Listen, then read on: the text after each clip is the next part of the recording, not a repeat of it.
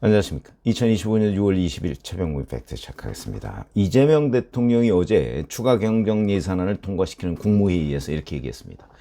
건전재정과 재정균형의 원칙도 중요하지만 지금은 너무 침체가 심해 추경을 좀 더 해야겠다. 그러면서 국가재정을 이제 사용할 때가 됐다. 이렇게 얘기를 했습니다. 추경의 내용이 문제인데 아마 갑론을박이 있을 것이다. 현금 지원은 별로다. 누구에게 지원하는 게 맞는가 등 의견은 다 다를 수 있다. 이렇게 얘기를 했습니다. 그러면서 추경을 통과시켰는데요. 5월 1일에 13조 8천억 원 규모의 1차 추경을 한 이후에 지금 이재명 정부 출범한 지 딱 보름 만에 2차 추경 30조 5천억 원을 통과시킨 겁니다. 명목은 경기 진작이라고 하는데 1차 추경 13조 8천억 원 규모의 경기 진작 효과가 얼마인지 검토도 없습니다. 그냥 무조건 2차 추경 그리고 1인당 최대 52만 원까지 차등 지급, 고소득층은 뭐 15만 원, 그 다음에 뭐 몇십만 원에서 최대 52만 원까지 민생회복 소비 쿠폰을 지급한다. 여기에 드는 돈이 10조 3천억 원이다.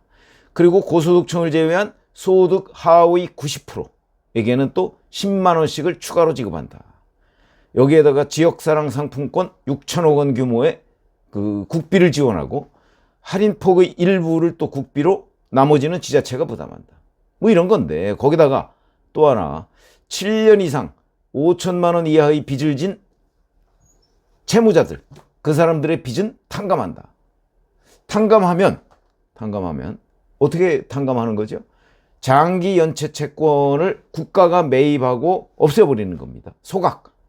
여기에 또 4천억 원이 들어간다. 이런 거죠. 여기에다 또 취약한 소상공인 재기 지원 1조 4천억 원을 투입한다. 이런 거죠. 자, 그러면 이제 아마 이런 생각이 드실 겁니다. 그 돈은 어디서 나는데? 그렇지? 그 돈은 어디서 나는데? 뭐 요리조리 아무리 따져도 결국은 빚내는 겁니다. 빚내는 거. 이번 이 재원 마련을 위해서 19조 8천억 원, 뭐 20조 원 정도의 이제 적자 국채를 발행하는 거죠. 그럼 나라 빚이 느는 겁니다. 그만큼. 그래서 전체 이번 추경안이 30조 5천억 원이니까 여기에 약 65% 정도가 이제 빚을 지는 거죠. 나라 빚을. 나머지는 뭐 지출 구조 조정, 기금 가용 채권 활용, 뭐 외평채 조정, 뭐 어쩌고 저쩌고 이렇게 이제 막 전문적인 용어가 등장하지만 결국 따지고 보면 뭐 기금 가용 채권, 뭐 지출 구조 조정, 그럼 딴 데에 써야 될 돈을 이쪽으로 끌어당긴다는 뜻 아닙니까? 그걸 절약하고 그러면 그만큼 돈을 못 쓰게 되는 거죠. 결국은 나라 돈입니다. 뭐 나라 돈이 뭐 어디서 갑자기 하늘에서 쏟아지는 거 아니니까. 자, 그렇기 때문에 결국은 이제 올해 국가 채무 1300조를 돌파한다. 이재명 정부 출범 보름 만에 1300조 돌파. 뭐 지금까지 물론 뭐 1280조 이 정도 됐다는 거죠. 그러니까 1300조를 돌파한다. 그래서 이제 GDP 대비 국가 채무 비율이 49%. 근데 이것도 이제 문제는 있습니다. 왜냐면 지금 공기업의 부채 같은 거는 여기에 안 잡혔다는 얘기이기 때문에 그렇게 되면 뭐 우리나라가 이제 외국보다 GDP 대비 국가 채무 비율이 낮다. 이렇게 문재인 정부 때부터 늘 주장해 왔는데 거기에 이의가 있는 겁니다. 왜? 공기업 부채까지 합치면 그렇지도 않다는 거죠. 그러니까 나라가 골병이 들고 있다. 이렇게 이제 보시면 되는 거고. 자, 그런데 이렇게 이제 현금을 살포하면 국민들은 어떤 생각일까요? 제가 이렇게 쭉 설명을 하니까 아마 설명을 하면서 아니 그 빚은 누가 갚는데? 라고 생각하시는 분들 이게 이제 이른바 건전재정론자입니다. 어찌 보면 지금까지 보수적 정권의 대통령들이 늘 이런 식의 그 국정 운영을 해왔고요. 그 다음에 과거 뭐 DJ 노무현 정부 다 비슷합니다. 그런데 지금 문재인 정부와 이재명 정부가 문재인 정부는 코로나라는 걸 활용해서 돈을 풀었고 지금 이재명 정부는 경기 침체라는 이유로 돈을 푸는 거죠. 포퓰리즘 국면으로 문재인 정부는 한 발 들어섰고 이재명 정부는 두 발을 들어선 거다. 자, 이 포퓰리즘의 정치적 효과 제가 뭐 여러 번 말씀을 드렸죠. 이거 간단하지 않습니다. 결국은 아르헨티나, 베네수엘라, 페로니즘 뭐 이런 쪽으로 가는 지름길이죠. 그렇게 가고 있는 단계입니다, 지금. 그런데 아르헨티나, 베네수엘라 한번 정치 상황 잘 보시죠. 결국은 포퓰리즘이 졌다고 할 수가 없습니다. 이겼죠, 포퓰리즘이. 국민들이 나라가 병들더라도 일단 포퓰리즘 정치인을 찍어주는데, 그러니까 다수의 국민들이 포퓰리즘에 흔들린다는 점이죠. 우리나라는 그러면 예외가 될 것인가? 지금까지의 과정을 보면 그렇게 예외가 될 것 같지 않다. 여기에 이제 국민의힘의 고민이 있는 겁니다. 제 기억에는 어디 스위스인가요? 뭐 얼마 나눠주겠다 코로나 때 그러니까 국민 다수가 반대했습니다. 그래서 못 나눠줬죠. 우리 국민은 그렇지 거기까지는 아직 미치지 못합니다. 저는 그래서 이런 부분에 관해서 결국 누가 갚아야 되는 겁니까? 미래 세대가 갚아야 되죠. 그러면 젊은 층이 이런 부분에 대해서 과감하게 문제 제기를 해야 되는데 그렇게 못한다. 또 그런 현상이 나타나지 않고 있다. 이런 것들이 이제 불안하게 하는 대목입니다. 자, 송원석 국민의힘 원내대표. 이거 기재부 공무원 출신입니다. 예산 얼마나 잘 알겠습니까? 이 반응을 보면 이런 고민이 그대로 묻어납니다. 추경이 필요하다는 기본적 고민에 대해서는 취지를 함께 한다. 반대를 못하죠. 이거 반대했다가는 표 떨어지니까. 다수의 표가 떨어진다. 기재부 출신이 이런 생각을 하지 않을 수가 없는 현실이다. 그러면서 그러나 포퓰리즘식 지원금 배분을 갖고 경기를 살린다는 것은 그동안 많은 전문 연구기관에서 힘들고 어렵다는 연구 발표가 이미 있었다. 그러니까 포퓰리즘식으로 현금 살포해서 경기 살린다? 말도 안 된다. 이런 얘기인데 노골적으로 대놓고 반대를 못하는 겁니다. 거기다가 국가 채무가 20조가 더 늘어난다. 그야말로 포퓰리즘 정권의 화려한 대위 쇼다. 이렇게 비판을 했지만 이 추경 이 부분에 관해서는 그러니까 추경이라는 게 결국 현금 살포 아닙니까? 노골적인 반대를 못한다. 이런 거죠. 왜 송원석 국민의힘 원내대표가 이렇게 자기가 재정 상태를 정확히 알면서도 애매모호한 입장을 취할까? 뭐 뻔한 거죠. 현금 살포의 정치적 효과에 대해서 본인이 너무나 잘 알기 때문에 자, 이번에 우선 빚을 탕감받는 110만 명, 13만 명이라고 하죠. 7년 이상 장기 연체 5천만 원 이하의 빚을 탕감받는 110만 명은요. 아마 이재명 대통령이 거의 은혜로운 천사쯤으로 여겨질 겁니다. 그렇지 않겠습니까?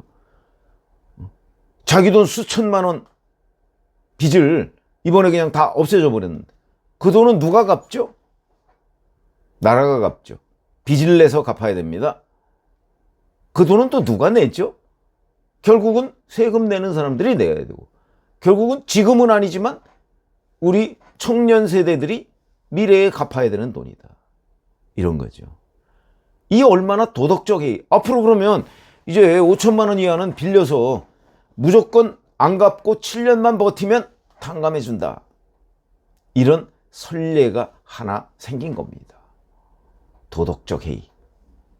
이게 굉장히 무서운 겁니다. 그래서 아르헨티나, 베네수엘라 같은 데로 가는 지름길. 과거 이거 아마 기억하시는 분들 계실 겁니다. 이재명 대통령의 그 성남시장 경기도지사 시절에 가장 절친이라는 이현욱 전 경기 이 GH 사장이 있었죠. 뭐 이재명 대통령 분당 집 옆집에 뭐 합숙소 뭐 GH 사무소를 두었다 뭐 이랬던 그 바로 이현욱이라는 사람. 민변을 같이 했었죠. 그 사람의 부인이 성희승이라는 화가인데 2024년 작년 4월에 이재명 그 당시에는 대표였죠. 이렇게 비판을 했습니다. 이재명은 국민과 국가를 위한 개혁이 아닌 자기 생존을 가장 우선시하고 자신의 권력을 키우기 위한 수단으로 개혁적 이미지를 활용하는 정치꾼이다. 실제로는 개혁을 할 수 있을지 의문이다. 국정을 개혁할 만한 콘텐츠가 별로 없고 기껏해야 돈 걷어서 나눠주겠다는 정도다. 이렇게 얘기를 했습니다. 이재명 대통령의 가장 가까운 측근이었고 아주 친하다는 사람의 부인이 결국 누구 얘기를 듣고 이런 평가를 했겠습니까? 화가가 남편 얘기를 듣고 그랬겠죠. 이재명 대통령의 가장 친한 친구가 이재명을 이렇게 평가하고 있는 거야. 할 줄 아는 게 돈 걷어서 나눠주는 거다. 지금 그걸 하고 있는 겁니다. 그런데 그게 정치적으로는 효과가 있어 보인다. 효과가 있을 것이다. 이런 분석이죠. 자, 그래서 국민의힘의 고민, 이 포퓰리즘에 대한 대응, 이거 굉장히 어려운 겁니다. 외국 사례도 다 그렇고요. 역사적으로 봐도 그렇습니다. 그래서 이 부분은 정말 국민의힘이 고민을 해야 되는, 저는 어떤 입장이냐면, 저는 포퓰리즘에는 또 다른 포퓰리즘으로 대응할 수밖에 없다는 생각입니다.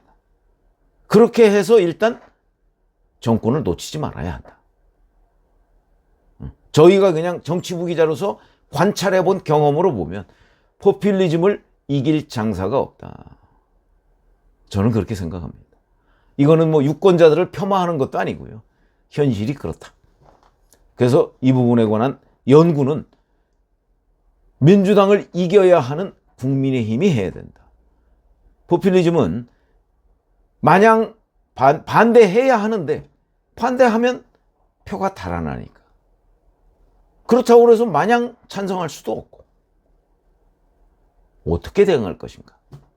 이 연구는 저는 이미 돼 있어야 된다고 봅니다. 국민의힘이. 아마 이게 안 돼 있으면요. 앞으로 선거는 하나하나가 될 가능성이 대단히 높습니다. 적어도 몇 년간. 왜? 이렇게 계속 현금 살포해서 예를 들어서 1300조를 지금 국가비 돌파했는데 아마 이재명 정부 끝날 때쯤 되면 1500조쯤 돌파할 겁니다. 뭐 그렇게 된다고 나라 갑자기 망하지 않습니다. 그러나 골병이 들겠죠. 그리고 미래 세대의 어깨가 무거워지겠죠. 그러나 그걸 미래 세대가 자각하고 이런 정권 찍지 말아야 되겠다라고 느낄 때는 이미 늦은 시간이 될 것이다. 그런 게 포퓰리즘의 무서운 점입니다. 그래서 이 부분에 관해서 국민의힘이 정말 현명하게 대처를 할 수 있기를 바란다. 이거는 국민의힘을 위해서가 아니고 나라를 위해서다. 이렇게 말씀을 드리겠습니다. 고맙습니다.